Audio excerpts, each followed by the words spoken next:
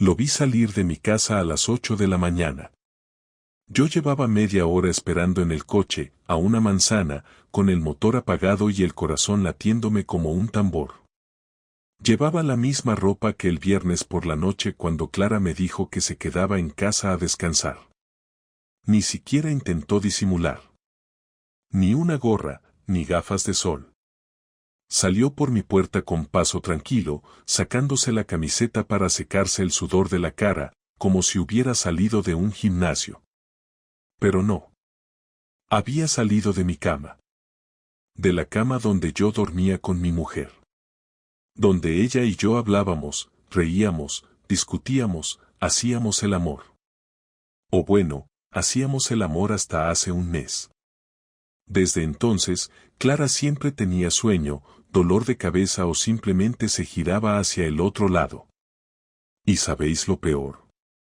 Que lo reconocí al instante. Era Marcos. Un compañero mío del instituto. De esos que te dan un abrazo muy efusivo cuando te lo cruzas por casualidad, como si fuéramos amigos de toda la vida, aunque no lo veas desde hace 10 años. Clara lo había visto una vez conmigo, en una barbacoa del verano pasado. Le dije que era un flipado de esos que se creen galanes de película, que antes iba de listo con las chicas y ahora iba de divorciado en serie. Me dio mala espina desde siempre. Y ahí estaba. Saliendo de mi casa. Con mi mujer dentro. Esa mañana no volví al trabajo. Ni siquiera arranqué el coche. Solo estuve sentado en silencio, con la mandíbula apretada y los puños cerrados sobre el volante. No lloré. No grité. No rompí nada. Solo pensé. Porque ese momento, esa imagen, no era el final.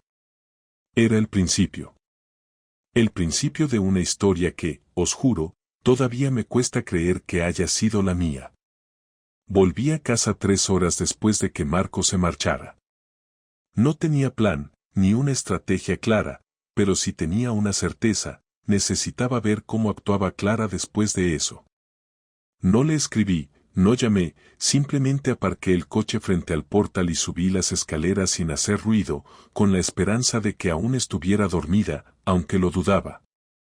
Abrí la puerta y escuché silencio, pero no ese silencio pesado de una casa vacía, sino el de alguien que intenta que no se note que ha pasado algo.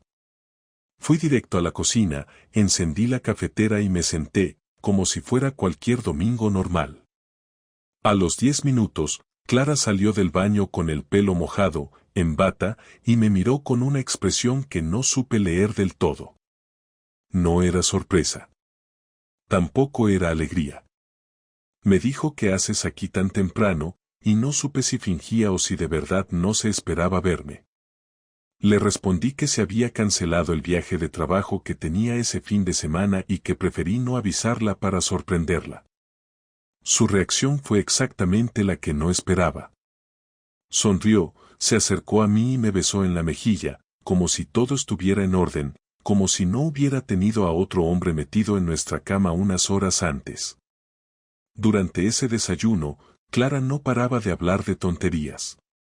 Comentaba el tiempo, las noticias del móvil, que teníamos que comprar detergente. Yo solo asentía mientras la escuchaba, observando sus movimientos. No estaba nerviosa. Tampoco forzaba una actitud exageradamente normal. Eso fue lo más raro de todo. Actuaba con naturalidad. Y eso solo podía significar una cosa, no era la primera vez. Había una rutina. Un sistema. No estaba improvisando nada porque llevaba tiempo viviendo esa doble vida. No tenía que cubrir huellas porque ya sabía cómo hacerlo. Ahí fue cuando lo supe. Lo de Marcos no era una aventura pasajera, no era una calentura de una noche. Era algo que tenía su lugar, su frecuencia, su mecánica. Y yo no tenía ni puta idea de cuánto tiempo llevaba ocurriendo. No dije nada ese día. Hice mi papel. Vi una película con ella, comimos juntos, y por la tarde incluso salimos a dar una vuelta por el barrio, como si fuéramos una pareja de verdad. Ella se tomó un vino en una terraza, y yo fingí disfrutar del café mientras la miraba hablar de cosas que, en ese momento, ya no significaban nada para mí. Era como estar con una desconocida que llevaba puesta la piel de la mujer que creí que me amaba. Por dentro, tenía un nudo que no me dejaba respirar, pero no podía permitirme estallar todavía. Necesitaba saber más. Necesitaba tener el control. Esa noche dormí en el sofá. Le dije que me dolía la espalda y prefería estirarme allí. Me respondió que lo entendía y me dejó solo. No insistió. No pareció ofendida. Me pregunté si en otras ocasiones, cuando dormía en la cama sola, pensaba en él. O si lo que hacían era tan frecuente que ya ni siquiera necesitaba esconderlo con excusas. Y me jodía pensar que probablemente ella dormía mejor sin mí. O incluso peor, que dormía tranquila después de haber estado con él. Al día siguiente me inventé una reunión y salí temprano. No fui a ningún sitio en concreto. Me senté en un bar cerca de casa con el portátil abierto, fingiendo trabajar, mientras en realidad estaba revisando mi calendario mental. Recordaba frases, momentos, días sueltos en los que había notado que Clara estaba rara. Un cambio de perfume, una salida repentina con alguna excusa de última hora, noches en las que decía que estaba agotada del trabajo pero llegaba con el maquillaje recién retocado. Todo estaba ahí, en retrospectiva, pero yo había sido un idiota por no querer verlo. Porque era más fácil creer que todo iba bien, que ella estaba simplemente cansada o que yo me lo estaba imaginando. El amor no te vuelve ciego, te vuelve cómodo. Ese lunes decidí empezar a moverme. No como un loco celoso, sino como alguien que quiere saber exactamente dónde está parado. No quería suposiciones, quería pruebas. Y para eso no necesitaba mirar su móvil ni instalar ninguna aplicación. Solo necesitaba atención. Clara era ordenada, metódica. Si había una rutina en su infidelidad, podía encontrarla. Las siguientes semanas observé todo. Horarios, ropa, excusas. Hablaba poco y escuchaba mucho. Cuando decía que tenía una reunión con su jefa, yo revisaba los días en los que volvía a casa con el pelo ligeramente mojado. Empecé a registrar todo en un cuaderno que guardaba en el maletero del coche. No tenía acceso a su agenda, pero conocía sus patrones. Si un viernes decía que no quería salir porque estaba agotada y al día siguiente se despertaba de buen humor, arreglada desde temprano, sin proponérmelo ya sabía que iba a pasar. Una de esas tardes, fui a una tienda de fotografía y pedí una cámara pequeña, fácil de esconder, con sensor de movimiento. La instalé en el salón, en un punto donde pudiera ver la entrada al pasillo que daba a las habitaciones. Me sentí sucio haciéndolo, pero más sucio me sentía al pensar que seguía durmiendo bajo el mismo techo que alguien que me veía a los ojos y me mentía con tanta facilidad. Durante 3 días no pasó nada. Clara llegó, cenó conmigo, vimos la tele, se fue a dormir. Todo parecía normal. Pero el cuarto día, ella dijo que tenía una cena de empresa. No insistí. Me dijo que volvería tarde, que no me preocupara. A la 1 de la madrugada, revisé el video. No había salido a cenar. No se había ido a ninguna parte. A las 11:15, Marcos volvió a entrar por mi puerta. Con llave. Y esa fue la confirmación. Esa noche no dormí ni un minuto, me quedé sentado en la mesa de la cocina mirando el reloj avanzar, oyendo cada ruido del edificio y repasando una y otra vez lo que había visto en la grabación. A las 5 de la mañana me levanté, me duché y me vestí con la ropa de trabajo aunque no pensaba ir a la empresa. Preparé café solo para tener algo que hacer con las manos. A las 7 Clara entró en la cocina todavía en bata, con el pelo recogido en un moño improvisado y cara de sueño. Me miró y sonrió de forma automática, como cuando uno se acostumbra a un gesto que ya no significa nada. Se sentó frente a mí y me preguntó por qué estaba despierto tan temprano. No le contesté enseguida, esperé unos segundos y después le dije que necesitábamos hablar. Su sonrisa desapareció al instante y me miró con cautela, sin decir nada. Le pedí que se sentara bien, que no cogiera el móvil, que escuchara. Le dije con calma que sabía que Marcos había estado en la casa, que lo había visto con mis propios ojos y que incluso tenía grabaciones.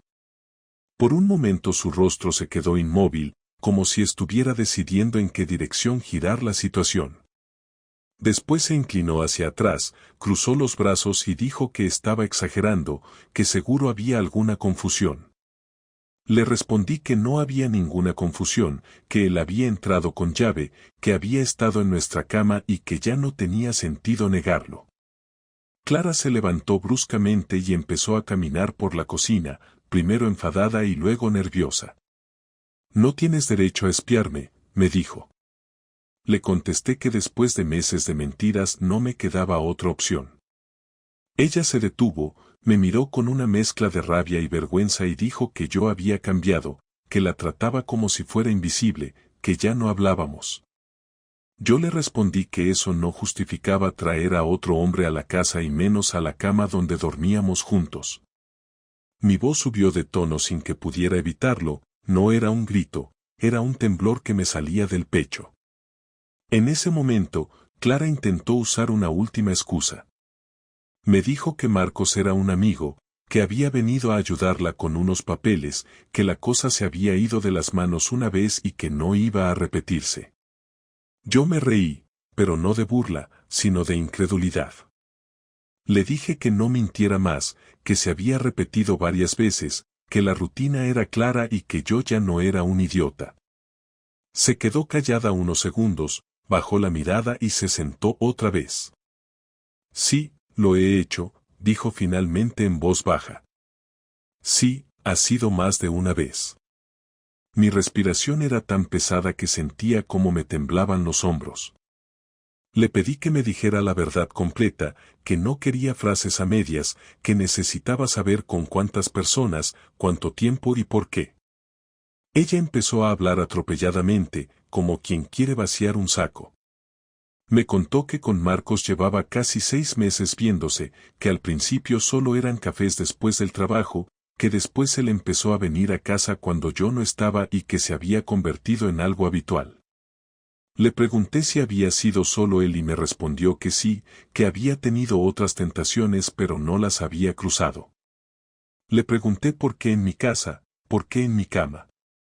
Dijo que porque era fácil, porque tenía llaves de sobra y porque no pensaba que yo pudiera descubrirlo. Hubo un silencio largo en el que solo se oía el ruido del tráfico por la ventana. Me di cuenta de que mis manos estaban apretando tanto la taza que podría romperla. Le pregunté si todavía sentía algo por mí. Me miró a los ojos y no contestó.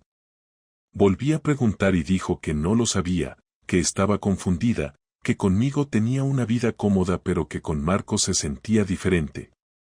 Esa frase fue como una confirmación de algo que ya sospechaba, no se trataba solo de sexo, se trataba de que había dejado de quererme de la misma manera. Me levanté despacio, di un paso hacia ella y le dije que se levantara también. Lo hizo con miedo, como si no supiera qué iba a pasar. Le dije que mirara alrededor, que esa era nuestra casa, nuestras fotos, nuestra historia, y que ella la había traído aquí dentro para romperla delante de mis narices. Ella empezó a llorar, no con lágrimas espectaculares, sino con un llanto bajo, casi infantil. Le dije que dejara de llorar, que no servía de nada en ese momento. Le pregunté si tenía pensado seguir con él. Ella respondió que no lo sabía, que él quería algo serio pero que ella estaba dudando. Le dije que ya no tenía que dudar nada, que la decisión ya la había tomado por los dos. En ese momento no pude contener más la rabia y le grité que saliera de la cocina, que se fuera de mi vista. Se levantó, cogió su móvil y se fue al dormitorio sin decir nada. Yo me quedé allí respirando fuerte, intentando no romper nada. Después de unos minutos fui tras ella, la encontré sentada en el borde de la cama con la cabeza entre las manos. Le dije que no me iba a ir de la casa, que era ella la que se iba a ir. Me miró y dijo que no tenía dónde ir, que no podía ir a casa de sus padres porque le daría vergüenza. Le contesté que me daba igual, que ya no era mi problema. Ella empezó a decir que necesitábamos terapia de pareja, que podríamos intentarlo, que me quería aunque no lo pareciera. Le respondí que esas palabras ya no significaban nada, que después de lo que había hecho no había marcha atrás. Sergio, no seas así, me dijo. Le respondí, así ya no, Clara. Así ya no. Se quedó callada. Me di la vuelta y salí del dormitorio. Cerré la puerta de un golpe, no para asustarla sino para marcar un límite. En el pasillo, apoyado contra la pared, sentí un cansancio tan profundo que me costaba mantenerme en pie, pero no podía mostrarlo delante de ella. Sabía que esa confrontación no era el final sino el principio de lo que vendría después. Sabía que, aunque me doliera, todavía me quedaba decidir qué hacer con todo eso y cómo hacer que pagara por haber destrozado lo que yo había cuidado durante tantos años. Durante los días siguientes, la casa parecía un escenario congelado en el tiempo. Clara dormía en el dormitorio, yo en el sofá, y no nos dirigíamos palabras salvo para cuestiones básicas como las llaves o la comida. No era un silencio de reconciliación ni de reflexión, era una tregua antes de la guerra. Ella iba y venía con la cabeza gacha, evitando mirarme directamente, mientras yo cada noche revisaba mentalmente todo lo que tenía y lo que podía hacer con ello. No estaba dispuesto a quedarme quieto. Había aguantado meses de mentiras y ahora tenía pruebas y control. No iba a perderlo. Lo primero que hice fue ir al banco y abrir una cuenta a mi nombre sin acceso para ella. Durante años habíamos tenido todo compartido, pero en cuanto vi la grabación de Marcos en mi casa, entendí que no podía seguir así. Transferí mis ahorros y cerré las tarjetas adicionales que tenía a su nombre. Era un paso pequeño pero necesario, un corte limpio entre mis recursos y los suyos. Después me reuní con un abogado que me recomendó un compañero de trabajo. Le conté toda la historia, le mostré el video de Marcos entrando con llave y le di una carpeta con fechas y detalles que había ido anotando. El abogado me escuchó sin interrumpir y cuando terminé me dijo que tenía un caso sólido para solicitar el divorcio con ventaja en la división de bienes y posible compensación. Le pedí que preparara todo, pero que no presentara nada todavía. Quería tenerlo listo, no disparar sin apuntar. El siguiente paso fue directo y frío. Llamé a Marcos desde un número oculto. Me contestó con un sí, lleno de desconfianza. No me presenté, solo le dije, sé que has estado en mi casa. Sé todo lo que has hecho con Clara. Si vuelves a poner un pie allí, voy a hundirte. No es una amenaza, es una promesa. Esto se acaba aquí. Hubo un silencio al otro lado y luego un tartamudeo. Mira, yo no. Le colgué sin dejarle acabar. No quería escucharlo. No quería darle oportunidad de justificarse. Quería que supiera que yo estaba al tanto y que no tenía margen. Esa noche, cuando Clara llegó del trabajo, la esperé en la cocina. Le dije que había cerrado las cuentas conjuntas y que no iba a seguir manteniéndola. Ella se quedó quieta, con el bolso colgando del hombro, y me preguntó qué pensaba hacer. Le respondí que todavía no lo tenía decidido del todo, pero que a partir de ese momento cada gasto suyo correría de su bolsillo. Le advertí que sabía que Marcos había estado usando mis llaves y que ya había cambiado la cerradura, por lo que si él intentaba entrar no podría. Se puso a llorar, me dijo que estaba actuando como un desconocido. Le respondí que ya no era su marido, que ahora era la persona que ella había engañado y que iba a actuar en consecuencia. Los días posteriores los dediqué a desmontar la vida cómoda que había construido a mi costa. Cancelé el seguro del coche que ella usaba, di de baja las suscripciones y avisé a los amigos en común de que no contaran conmigo para encubrir nada. Me encargué de que todo fuera legal y trazable. No necesitaba violencia ni espectáculos, necesitaba hechos. Mientras tanto, el abogado preparaba los documentos del divorcio con todo el material que yo le había entregado. Le pedí que además redactara una carta de notificación para que ella supiera exactamente por qué y cómo iba a procederse. Una tarde, después de salir del trabajo, pasé por la clínica donde ella trabajaba. Esperé fuera y cuando la vi salir con su bata blanca y su bolso en el brazo, me acerqué y le entregué un sobre cerrado. Léelo cuando llegues a casa, le dije. No se atrevió a abrirlo allí mismo. Se dio la vuelta y se fue sin decir nada. Yo me subí al coche y me quedé mirando mientras se alejaba por la acera. No sentí placer ni alivio, sentí control. Por primera vez desde que había empezado todo, estaba yo moviendo las piezas. Dentro del sobre no solo había la carta del abogado con la notificación de la intención de divorcio. También había copias impresas de las fotos que había sacado del video de Marcos entrando en la casa. Quería que ella viera que no había espacio para negar ni justificar nada. Esa noche me envió un mensaje diciendo que necesitábamos hablar. Le respondí que al día siguiente estaríamos los dos en casa a las 7 y que ahí podría decir lo que quisiera. Al llegar la hora, estaba sentado en el salón cuando ella entró. Traía los ojos rojos de haber llorado y el sobre arrugado en la mano. Se sentó frente a mí y empezó a hablar sin rodeos. Dijo que había cometido un error, que se sentía avergonzada, que nunca pensó que yo reaccionaría así. Le contesté que no era un error, que era una cadena de decisiones conscientes y que ahora estaba enfrentando las consecuencias. Ella me pidió que no hiciera público nada de lo que tenía. Me dijo que si sus padres se enteraban se morirían de vergüenza, que si en su trabajo lo sabían podría perder su puesto. Yo la escuché en silencio y cuando terminó le dije que todavía no había decidido qué hacer con esa información, que todo dependería de cómo se desarrollara lo que venía. Entonces me preguntó si lo mío era una amenaza. Le respondí que no, que era una advertencia. Le dije que no iba a humillarla delante de nadie si ella colaboraba y me dejaba terminar el proceso de forma rápida y limpia, sin poner obstáculos ni intentar manipularme. Tú ya tomaste tus decisiones, ahora yo tomo las mías, fue lo único que añadí. Ella asintió despacio, sin levantar la vista. Los días siguientes siguieron la misma dinámica, yo preparando el terreno, ella cada vez más callada y retraída. Cambié mis horarios para que no coincidieran.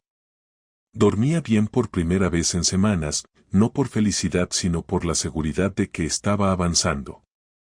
No buscaba reconciliación ni perdón. Buscaba justicia, algo tangible que equilibrara lo que me había hecho. Cuando todo estuvo listo, fijé la fecha para que el abogado presentara los papeles y pedí que se enviara una copia a su correo y otra a la dirección de sus padres. No quería hacerlo con rabia ni con espectáculo, quería hacerlo con precisión. Y así fue. Esa mañana me levanté temprano, preparé café, y al terminar de beberlo supe que ya no quedaba nada más que esperar la reacción. El día que Clara recibió la notificación oficial del abogado no hizo ningún intento de hablar conmigo. La encontré sentada en la mesa del comedor, con la carpeta aún cerrada delante, mirando el suelo como si fuera a encontrar ahí una solución que no existía. No dije nada. Fui a la cocina, abrí la nevera, bebí agua directamente de la botella y me volví a sentar en el sofá como si no hubiera nadie más en la casa. Durante las siguientes horas nos evitamos con una precisión absoluta.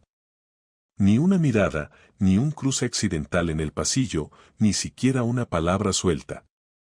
Al anochecer, ella se acercó lentamente y se sentó en el mismo sofá, a poco más de 1 metro de distancia. No la miré, pero tampoco me moví. Respiró hondo y dijo que necesitaba hablar. Le contesté que tenía 15 minutos, no porque tuviera prisa sino porque no quería que aquello se convirtiera en otra escena sin sentido. Clara empezó diciendo que había leído todo, que entendía la decisión, que no iba a pelear por la casa ni por ninguna posesión. Dijo que lo que más le dolía no era perder el matrimonio, sino la forma en la que todo se había derrumbado. Le respondí que no se había derrumbado solo, que ella lo había empujado por el borde, que después de lo que había hecho no tenía derecho a presentarse como víctima. Bajó la mirada, asintió con la cabeza y dijo que lo sabía, que no pretendía justificar nada. Me preguntó si de verdad estaba decidido a divorciarme. Le dije que no había marcha atrás. Ella intentó hablar sobre cómo empezó todo con Marcos, pero la interrumpí. Le dejé claro que ya sabía suficiente, que no necesitaba más detalles ni explicaciones tardías, que lo único que me importaba era cerrar todo de forma limpia. Entonces me preguntó si en algún momento la había dejado de querer. Me tomó por sorpresa la pregunta, no porque no tuviera respuesta sino porque no esperaba que la hiciera. Le dije que no, que había estado enamorado de ella hasta el día que la vi en el video entrando a casa con otro hombre, que hasta ese momento todavía pensaba que podíamos arreglar las cosas aunque hubiera distancia, aunque ya no fuéramos los mismos. Me miró con lágrimas en los ojos, no lágrimas de drama, sino de esa clase que salen cuando uno ya sabe que perdió algo para siempre. Le pregunté si se arrepentía de haberlo hecho o solo de haber sido descubierta. Tardó varios segundos en contestar y al final dijo que se arrepentía de todo. Le dije que eso era conveniente, pero que ya no servía de nada. Ella se inclinó hacia adelante, apoyó los codos en las rodillas y se quedó en silencio un rato. Luego, sin mirarme, preguntó si todavía quedaba alguna posibilidad de que siguiéramos como amigos. Le respondí que no sabía si algún día podría verla sin recordar todo lo que había pasado, que quizás con el tiempo podría desearle lo mejor sin rencor, pero que ahora mismo lo único que quería era terminar ese capítulo sin más daños. Me pidió perdón. Lo dijo en voz baja, como quien no espera perdón a cambio. Y por primera vez en semanas no sentí rabia, solo cansancio. Le dije que su perdón no cambiaba nada, pero que si era sincero al menos podía quedarse con eso. Me preguntó si podía quedarse en la casa unas semanas mientras buscaba dónde ir. Le dije que sí, que no era un animal, pero que durmiera en el cuarto de invitados y que no intentara recuperar lo que ya estaba roto. Asintió sin discutir. Me puse de pie, caminé hacia la ventana y me quedé allí unos segundos. No sabía qué más decir. No había grandes frases ni cierres poéticos. Era solo el final de algo que ya no tenía forma. Ella también se levantó y fue hacia la habitación sin decir nada más. La escuché cerrar la puerta con suavidad, como si de verdad intentara no molestar, y me quedé en el salón mirando la ciudad por la ventana. No lloré. Tampoco sentí alivio. Fue una sensación distinta, como si de repente el silencio en la casa tuviera sentido, como si finalmente estuviera alineado con lo que había entre nosotros. No iba a haber reconciliación, no iba a haber más explicaciones, no iba a haber intentos de reconstruir lo que ella misma se encargó de destruir. Esa fue la última conversación que tuvimos como pareja. Todo lo que vino después fueron firmas, documentos, números, citas con el abogado y finalmente, la confirmación oficial de que el matrimonio estaba terminado.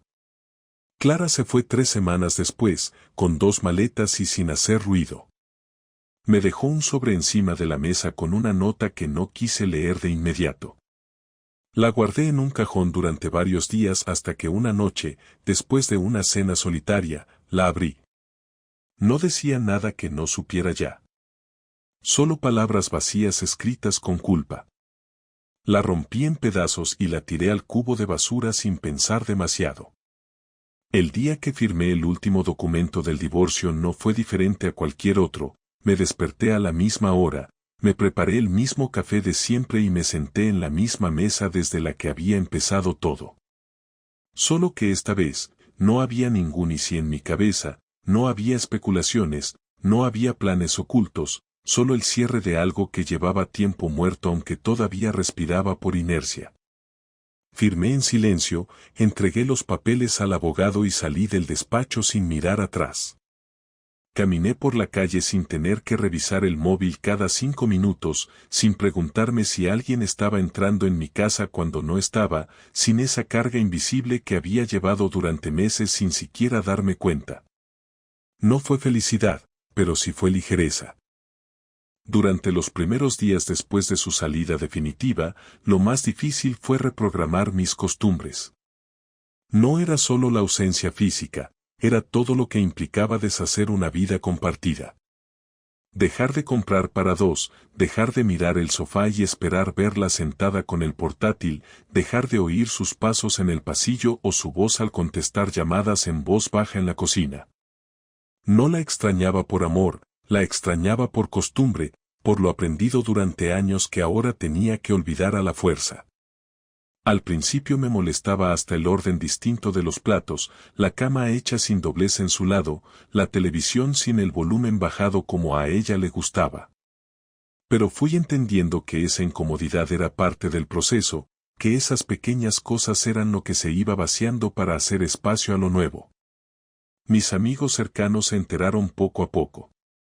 Algunos me ofrecieron salir a distraerme, otros intentaron sacarme temas de conversación para hacerme hablar, pero no necesitaba hablar tanto, solo necesitaba silencio sin tensión, estar con alguien sin tener que explicar cada gesto o cada cambio en mi estado de ánimo. Mi familia fue más difícil. Mis padres no entendían porque no les había contado nada antes, mi hermana me dijo que no podía creerlo porque siempre había visto a Clara como alguien de confianza. No los culpé, ni les di más detalles de los necesarios. Les dije que ella tomó sus decisiones y yo las mías, que no había marcha atrás, y que no necesitaba que odiaran a nadie por mí, solo que respetaran mi elección de no mirar atrás. Lo que aprendí de todo esto no es bonito ni inspirador. Aprendí que una relación no se rompe de un día para otro, que cuando uno empieza a notar el cambio, probablemente ya ha pasado demasiado tiempo, que la otra persona no siempre va a tener el valor de decir la verdad y que esperar a que lo hagan solo retrasa lo inevitable. Aprendí que no se puede querer solo con fuerza de voluntad, que el amor no se sostiene con sacrificios unilaterales, que si uno construye y el otro juega a derrumbar todo por capricho, no hay manera de sostenerse sin destruirse en el intento. También aprendí que tener pruebas no es venganza, es protección, que actuar con calma y lógica en medio del dolor es lo que hace la diferencia entre salir entero o arrastrarse por meses intentando entender lo que no tiene sentido. No volví a hablar con Clara desde su salida. Me enteré por terceros que está viviendo con una amiga mientras busca algo fijo. No pregunté más. No revisé sus redes, no llamé a nadie para saber de ella, no me quedé con ganas de escuchar su versión en otra forma. Ya la había escuchado todo lo que necesitaba oír. No sentía odio, solo una especie de indiferencia que se construyó poco a poco. Sabía que si volvía a verla por la calle no sentiría impulso de gritarle ni de pedir explicaciones. Lo único que me provocaría sería pasar de largo. En cuanto a Marcos, desapareció del mapa. Al parecer cambió de trabajo, se mudó a otra ciudad o simplemente entendió que lo mejor que podía hacer era no cruzarse conmigo nunca más. Me alegra no haber tenido que verlo de nuevo. Hubiera sido una pérdida de tiempo, porque ya no hay nada que pueda decir que cambie lo que pasó. Él fue parte de la historia, sí, pero quien permitió que entrara fue Clara. Él fue la herramienta, no la causa. Ahora vivo solo y no tengo planes inmediatos de cambiar eso. Volví a tomar decisiones pensando solo en mí, desde que música suena en la casa hasta si quiero salir un sábado o quedarme leyendo. He redescubierto el gusto por ciertas rutinas que antes hacía por compromiso, como cocinar algo sencillo sin preguntar a nadie si le apetece o no. No estoy buscando rehacer mi vida con alguien más, porque ni siquiera siento que la haya perdido. Solo se transformó. Tengo la edad y la madurez suficiente como para saber que no necesito llenar ese vacío con otra persona para sentir que avanzo. Si alguien me preguntara qué cambió en mí después de todo esto, Diría que ahora valoro más mi paz que cualquier otra cosa. Que ya no negocio el respeto, que ya no dejo pasar los pequeños signos de distancia emocional solo porque es más fácil callar. Que si algo no se siente limpio, directo y recíproco, no me interesa. No tengo espacio para medias verdades, para silencios incómodos disfrazados de madurez, para fingir que todo está bien solo porque así son las relaciones largas. Esta historia no tiene un final feliz, pero tampoco tiene un final trágico. Simplemente terminó. Como debía. Como necesitaba.